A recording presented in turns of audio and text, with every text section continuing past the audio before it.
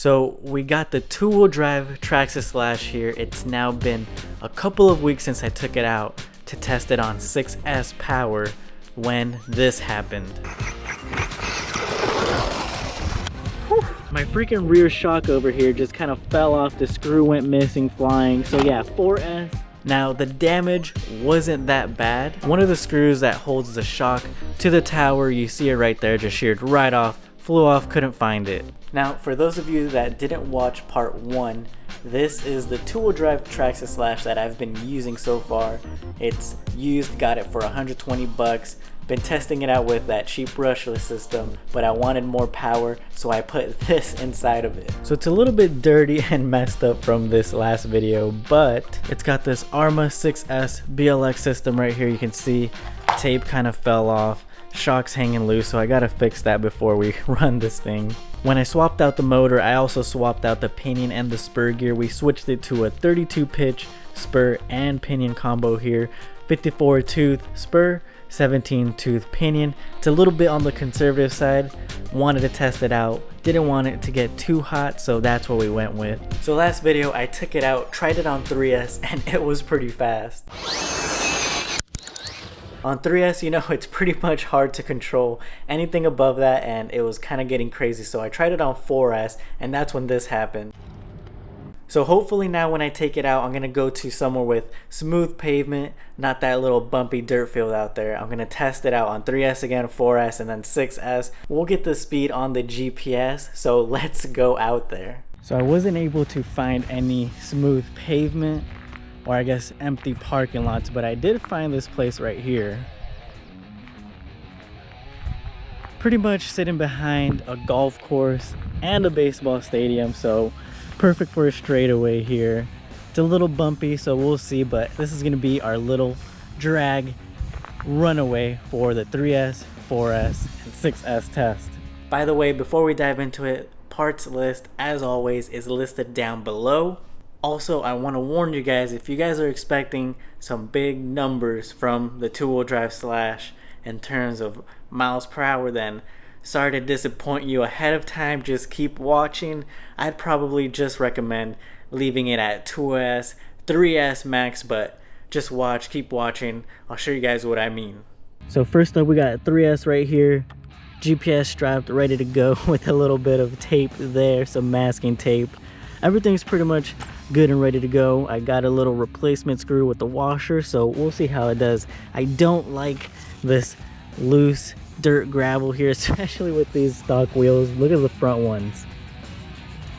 Yeah, a little bit to no grip, so speed runs for this, just take it as you see it, you know. If you got some better wheels and tires and things like that, then you're probably gonna go faster than this with this setup.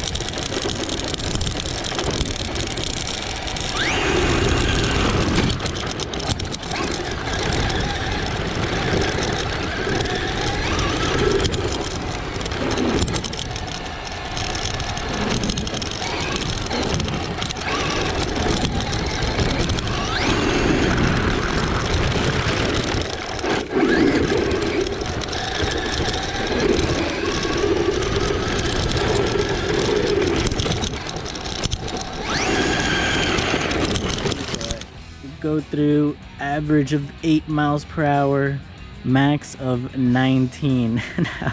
It's getting a little hard to control this thing. I know I hit 21 last time, so 19 with gravel and these wheels over here. I think that's pretty good. It has some punch at the lower end.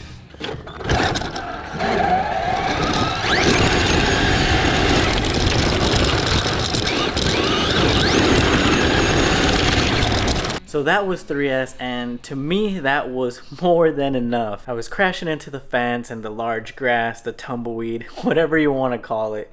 Now if you're good at counter steering or you're not recording, then the 3S setup is the setup to go with for the most fun. You're not going to be really fighting it too much to get it under control. It's got the perfect balance of punch and controllability. 2S is a little slow, 3S is pretty good. But the 4S is up next, and I just gotta say, if you watch this far, then I am sorry in advance. Just watch the videos. My driving today is just bad. All right, 4S is in there. Hopefully they don't fly off. Let's reset this. Oops, let's see. All right, reset. Let's test out 4S.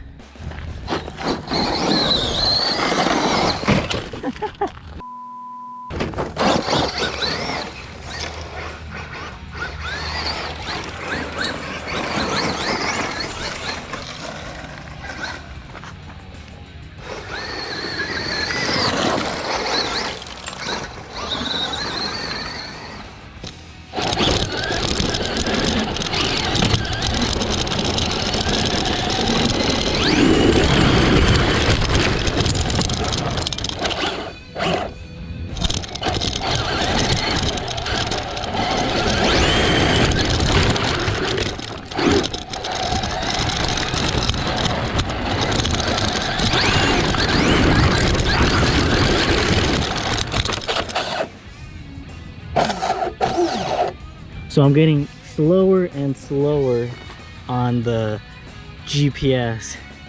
The faster, or I guess the more cells I put into this guy. So what is that telling you? Well, that tells me that that's just way too much power. 4S is too much power for this, but we're gonna try 6S and see how more uncontrollable this thing gets. So it didn't seem like this on camera probably to you guys, but the 4S did have a lot more punch than the 3S. I was fishtailing all over the place when I counter steered right and went left. When I counter steered left and went right, it was just way too much power. Overall, 4S is just not fun.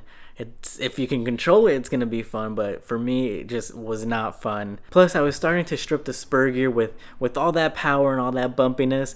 The slash was just going up and down all over the place. The motor was, you know, on the mounts was getting loose. So I was starting to strip the spur, but 6S is up next. All right, 6S power in there now, held on by this flimsy little tape here. Hopefully we get one last run with this on 6S. The spur there is starting to strip with all the movement from all this power on this drivetrain here, but we'll give it a shot.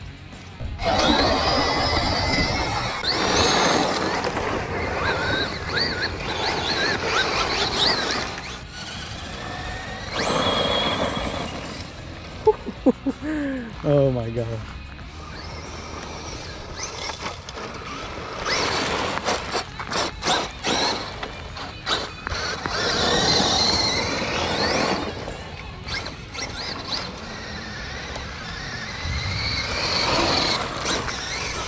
On 6S so far, 18.9 miles per hour is as much as I can handle right now. Let's put it back in and see what else I can get with this. But overall, it packs a punch, and as soon as you blip the throttle, this thing wants to turn, you know, 360 degrees on it. Watch.